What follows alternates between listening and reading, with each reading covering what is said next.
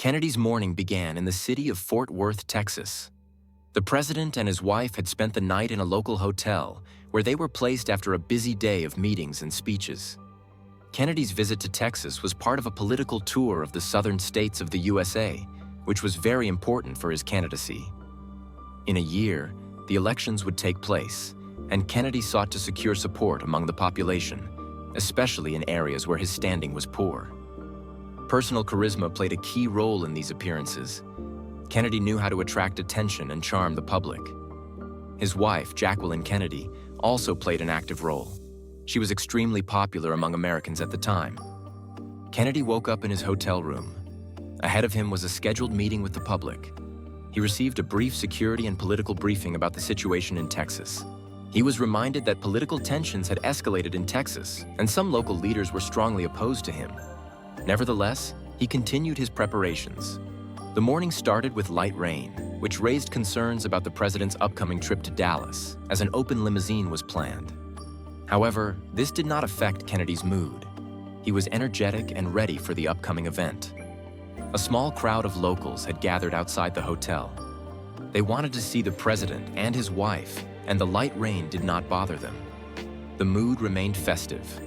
An important detail was that this was John F. Kennedy's first visit to Fort Worth, which created great excitement among the local population. The presidential motorcade was ready to depart, but before leaving, Kennedy decided to personally greet those gathered. He stepped out of the hotel without an umbrella.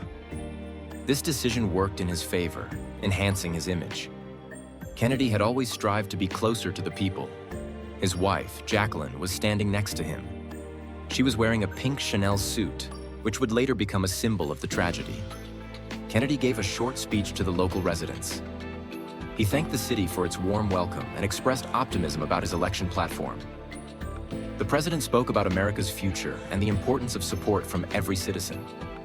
His wife, who was known for her reserved demeanor at political events, appeared open and friendly this time. The atmosphere was festive despite the early hour and light rain. After the meeting, Kennedy returned to the hotel for breakfast and to prepare for the flight to Dallas. During this time, he managed to meet with several local leaders to discuss the details of his visit to the city. Everyone present had a sense that this day would be an important step in his political career. Later, Kennedy and his wife headed to the airport. The presidential motorcade arrived at the airport in Fort Worth. After boarding the plane, the president was accompanied by his wife, as well as Vice President Lyndon Johnson and his wife. The flight from Fort Worth to Dallas was expected to take just 13 minutes.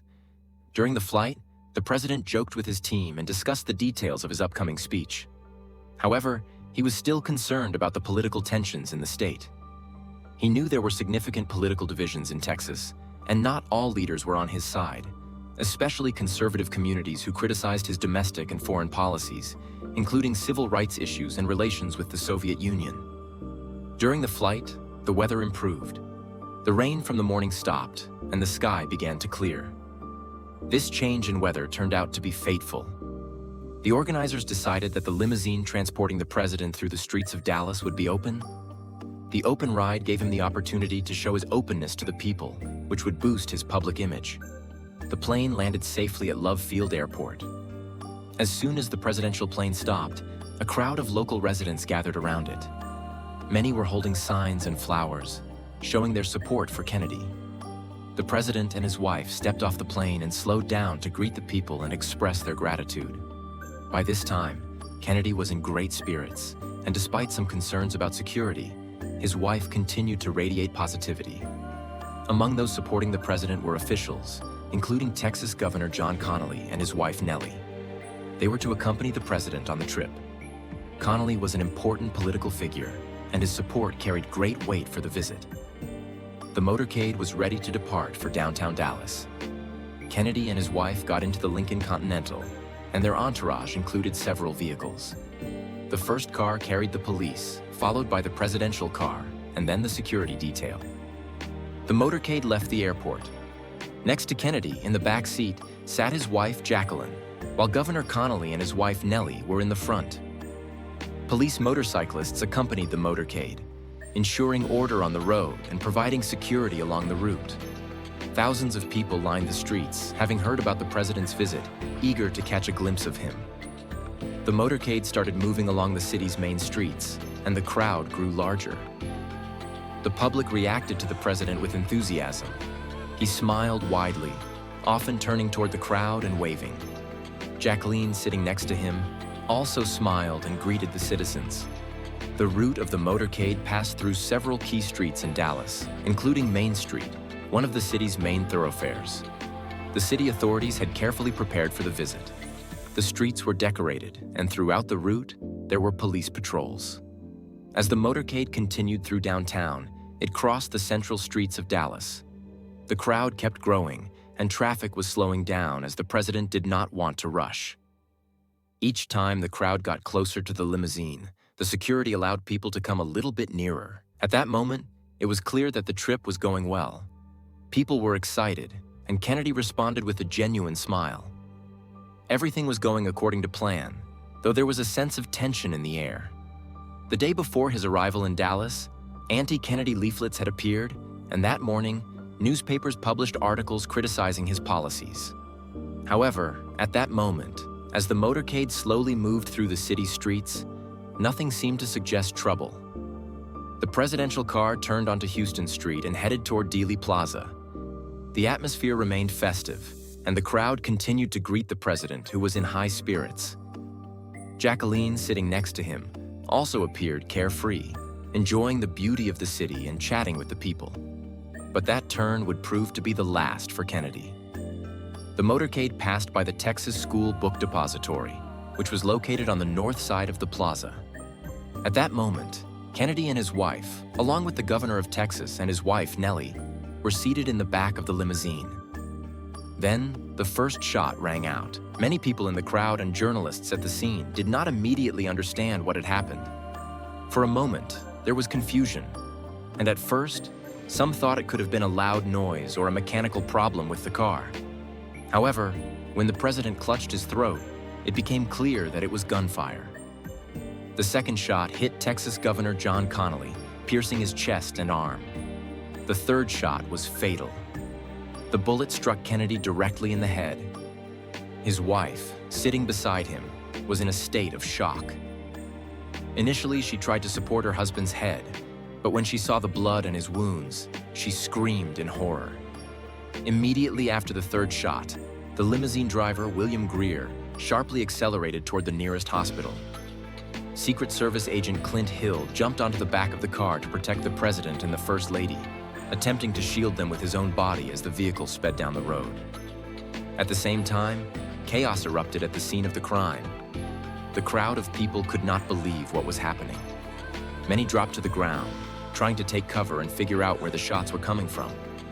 The police quickly responded and began searching for the shooter.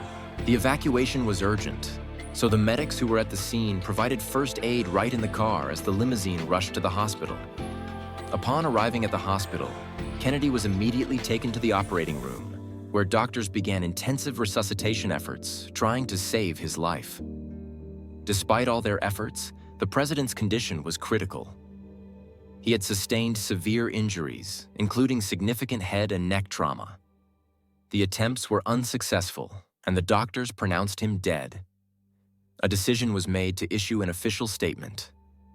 A group of doctors and government officials gathered at the hospital, standing before a crowd of journalists and dignitaries. Dr. Malcolm, one of the physicians who had been involved in the resuscitation efforts, stepped forward to read the declaration of death. He announced to the public that the president was dead. For nearly an hour, police officers combed the surrounding area. Attention was drawn to the Texas School Book Depository building. After receiving information, the police conducted a thorough search. Eventually, on the 6th floor of the building, they found a rifle, an Italian-made Carcano rifle. The rifle had been left on a windowsill from which the shots had been fired. At the scene, shell casings from the bullets were also found. On the same day, the police established that the weapon belonged to Lee Harvey Oswald. Based on various pieces of evidence and witness testimony, investigators began searching for the suspect. After some time, he was spotted in a suburb of Dallas. Oswald tried to flee from the police and ran into a Texas movie theater. Soon, officers arrived at the scene and attempted to apprehend him. However, Oswald did not want to surrender and resisted arrest. In the confrontation, he shot a police officer, and the officer's injuries proved fatal. After the incident, Oswald was immediately arrested and taken to the police station. During questioning and the investigation, he was charged with the murder of the president and the police officer. On November 24th, while police were escorting Oswald to a car to transfer him to jail, Jack Ruby, a nightclub owner, suddenly emerged from the crowd and shot Oswald. The bullet struck him directly in the abdomen. He was later transported unconscious to the local hospital, where, just 2 days earlier, President John F. Kennedy had died. At 1:07 p.m., Oswald's heart stopped, and he died. Thus, the story of the assassination of the 35th President of the United States came to an end. If you found this video interesting, please support it with a like and subscribe to the channel. See you next time.